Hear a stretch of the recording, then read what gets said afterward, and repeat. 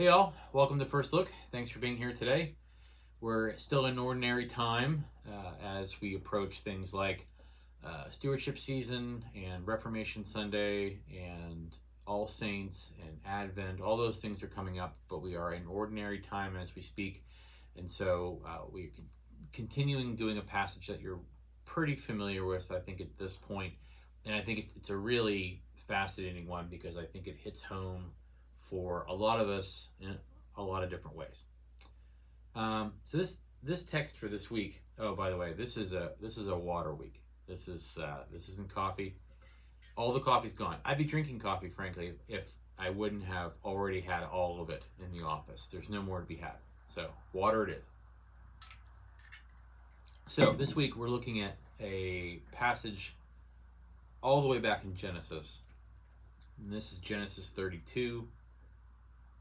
And it starts in verse 22. So 32:22.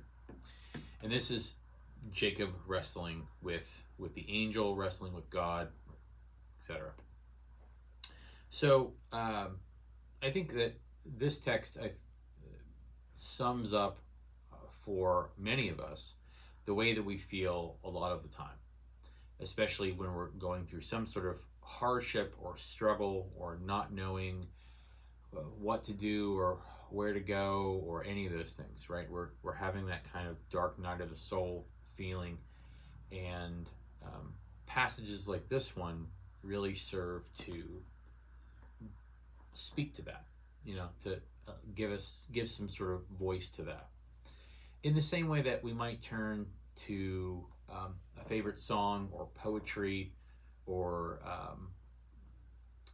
pieces of scripture as like this one when we're going through something, because it's easy to identify with. And I think what is great about this passage, very, very intentionally, is how that speaks to our individual wrestling, but then also our collective wrestling. Because as we'll see in this passage, what we're left with is sort of the inaugural moment of the term Israel. So when we recognize the fact that the people are called Israel, the nation is called Israel, it comes out of, well, this moment where Jacob's name goes from Jacob to Israel. So we'll talk about that, I'm sure, on Sunday, but it's a very easy path into us thinking about just the day-to-day struggle or the things that are really hard in life that we have to overcome, versus or in conjunction with the things that we go through collectively, all together, nationally or in a community, as a planet, all those things. So that's part of why I like the passages, because it allows us to do that very easily and seamlessly. So I wanted to just give you a little bit of context of his life, because sometimes we get a little foggy on who's who in Scripture, and so why not take the time just to give you a reminder. So if you're thinking about the original family that is our ancestors of faith, we kind of start with Sarah and Abraham, very naturally. And then from Abraham, we move to Isaac, Rebecca, Leah. So then we go from Isaac, Rebecca, and then to Jacob. So you have Jacob, his brother Esau. So just as you're thinking about the lineage there. You probably remember the story of Jacob and Esau. Esau was born right before Jacob and had the birthright and gives up the birthright, and they're very different people. Esau is the outdoor person and Jacob's the stay-at-home kind of person. And then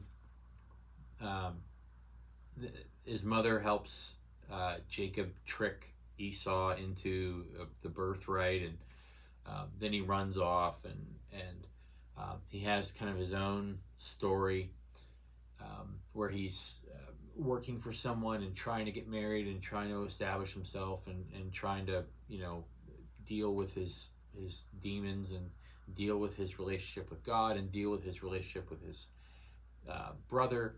And then eventually, through a lot of struggle and a lot of soul searching, and I think kind of a repentant kind of attitude, um, has this moment of wrestling, has a moment of reconciliation with his brother, comes into his own, and and that's his story. And from that story, we have what really becomes the people of Israel. His children become the 12 tribes, the namesake of the 12 tribes of Israel. And so when we think about, very intentionally, when we think about this person's individual life story, and we think about the things that we have been through, and then it was used very intentionally then as a way for the people of Israel to think about themselves collectively. And so Jacob then becomes symbolic, not only of this person that we learn from, but this symbol of struggle and coming back to and reconciliation and returning to God and wrestling with that relationship. And there's a lot of different ways that we can take that, a lot of different ways that we can try to understand that. Even the part where Jacob's wrestling with God and then becomes injured, like permanently, his hip becomes permanently injured. And that kind of humbling element to it, but then also that reminder, that constant reminder of the struggle. And we see that, I think, not only played out in Jacob's life, but then in even someone like Paul. Paul talks about the thorn in his side, and that never really goes away. But it's something that reminds him of the humility that he has to approach life with, and the relationship that he has with God, either because that's true or despite the fact that that's true. So there's, we kind of see that in a couple different places in Scripture, and really that element of understanding the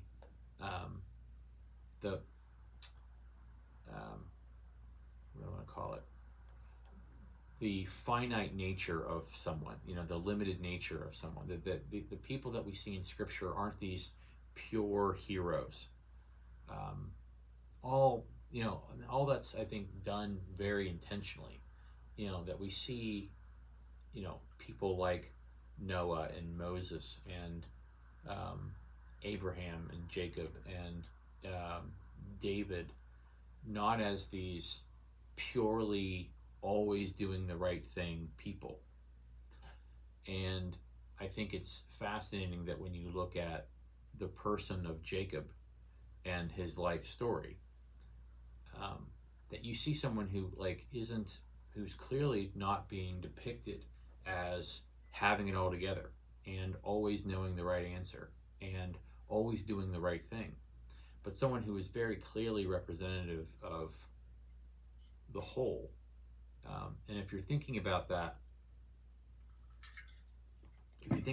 from especially a post-exile perspective, that you're able to go through all of those things and come out the other side. Because usually when we're reading Scripture, we're usually reading something that I think, looking at it from a post-exile perspective, meaning that the editors who started to put that together, a lot of the work, not universally, but a lot of the work of editing and putting Scripture together, putting the Torah together, a lot of that happened in a post-exile world.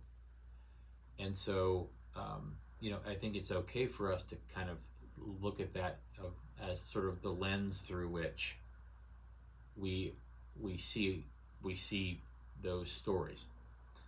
Um, so if you're looking at Israel as this constant back and forth of struggle that ends with something unifying and something where the story continues and something where reconciliation is possible, that's the story of the people. So that's just an important thing to kind of keep in mind as we read all of this. So so if we're looking at the chapter that we're looking at here for today, this is Genesis 32. What we see here is in the first part of the chapter, the subtitle that I have for mine is that Jacob sends presents to appease Esau. So he's setting up, he hasn't seen his brother for a long time. He tricked him out of his inheritance. Esau kind of overcame anyway, he did well for himself anyway. And what we see is Jacob finds a way to start the process of reconciliation, and he does so with some gifts. And so he's setting up a meeting that's going to happen with Esau, and so he has that kind of thing going for him in terms of like his mental preparation for this meeting. He has this moment with the angel, and now he's ready to go. So what you see is in 32, like I said, he sends these gifts, and then he spends the night preparing. He does this wrestling thing that we're going to talk about in a second. And then if I move forward, assuming that my phone will actually allow me to go to the next chapter, he actually ends up meeting with Esau. And the meeting, spoiler, the meeting goes well. The meeting is one of those things where Jacob feels like you can almost feel the tension in the writing, because what he ends up doing is he sort of very tenuously is like, he could try to kill me, like legitimately. And so he's kind of very aware from like keeping his family safe and that kind of thing, like he's going to go out and meet him. But then his brother embraces him in this really relieving kind of way. And it's the kind of scene that feels very movie-esque, right? It's like, that's the way it's written. And it does make you kind of feel like, it wouldn't be a shock to you if when Jesus is telling the story of the prodigal son, that isn't in his mind somewhere. Or at least, if nothing else, could have been in the mind of those who were hearing the story. Like, where have I heard this kind of reconciliation before that involves, brothers and, inheritance? Oh, right. Okay. So these are just little, you've probably already made these connections in your head, but just little things to kind of remember as we read this story. Okay. So, let me get into the story now that we've kind of given you a little bit of that to think about. So, 22. This is after he sends the gifts. The same night, he got up and took his 2 wives, his 2 maids, and his 11 children, and crossed the ford of the Jabbok. He took them and sent them across the stream, and likewise everything that he had. Jacob was left alone, and a man wrestled with him until daybreak. Now we'll talk about like that, what that man is, and the Hebrew, and do a little bit of that. But anyway, the wrestling happens. When the man saw that he did not prevail against Jacob, he struck him on the hip socket, and Jacob's hip was put out of joint as he wrestled with him. Then he said, "Let me go, for the day is breaking." But Jacob said, "I will not let you go unless you bless me." So he said to him, "What is your name?" And he said, "Jacob." And we'll talk about what Jacob's name means. Then he said, "You shall no longer be called Jacob, but instead be called Israel, for you have striven with God, wrestled with God, and with humans, and have prevailed." So, obviously, Israel, that meaning is wrestled with God. Um, then Jacob asked him, "Please tell me your name." But he said, "Why is it that you ask my name?" And there he blessed him. So Jacob called the place Peniel, saying, "For I have seen God face to face, and yet my life is preserved." The sun rose upon him as he passed Penuel, limping because of his hip. That's the end of the passage. So, what I won't spend as much time here as I will in the sermon is trying to give you a sense of what all those words mean. Because if you're trying to look at like why this is such a big moment, it's not just a big moment because he sees God. It's not just a big moment because it's becomes this kind of metaphor for our own personal struggle in lives with God, but it kind of sets up the identity of Israel as a people, right? So all those moments where it's like, what's your name? Jacob, and Israel, and Peniel, and like, okay. So we'll go over that. And as you probably know, I try not to go too heavy on Hebrew, Greek, original language stuff, but I do when I think it's helpful, when I think it gives you like a step back kind of moment and allows us to kind of say, oh, okay, this is the meaning behind all this. And if you were reading this and you knew Hebrew or you knew the context, you would get that meaning naturally. So I try to only do it when it actually enhances our perspective. Okay. So I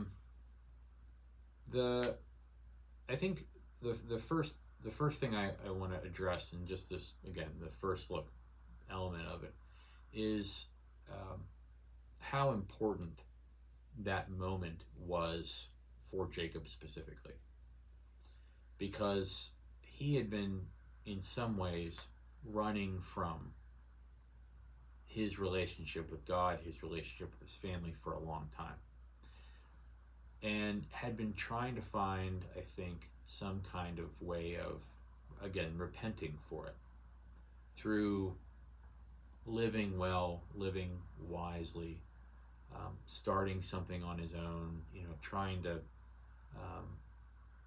to earn this opportunity to do this. It doesn't talk about it throughout, but you kind of get this sense that since he leaves his family's home, he has this moment, this vision, dream of the ladder going up and down. If you remember a few chapters before, this kind of connection with God and the fact that that connection was still there. He, tries to start to earn his own way in the world. That all of that is kind of a way for him to get ready to face his brother. And I think he assumes there's a really good chance that, like, I'm doing the right thing, but this might be the last day I have on earth. Like, it's that kind of vibe. And so this wrestling with God moment, or wrestling with the man, the angel, whatever, is like a way for him to express that deep-seated feeling within himself for so long. And I think seeking the blessing isn't so much that he would be spared, or that everything would be fine, or that his brother would care for him or whatever, but if nothing else, that he was kind of confirmation that he was doing the right thing. And I think Jacob struggles with whether he was ever worthy to think of himself as someone who did the right thing. And so that's part of his story. And I think that the other part of it too that I think is always interesting is this sense of identity, this identity shift. That when we do that work within ourselves, in terms of how we reconcile ourselves or forgive ourselves or seek forgiveness or seek wholeness, that there's something in us that changes, that we can literally see ourselves through a different lens. It's the same person, right? The same flesh and bone.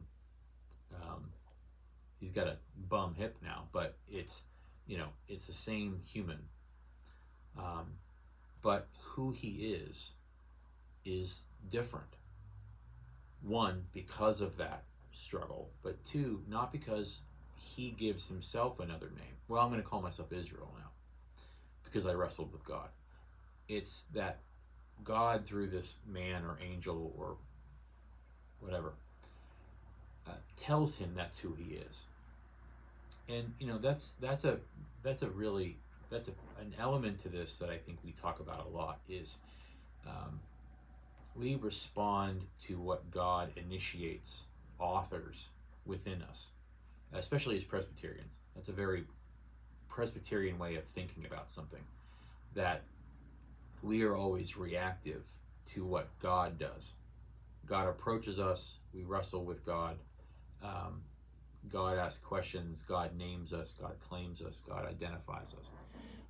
And then we do our best to respond to that, to ask questions, to do the next thing, which is what we see Jacob doing in this story.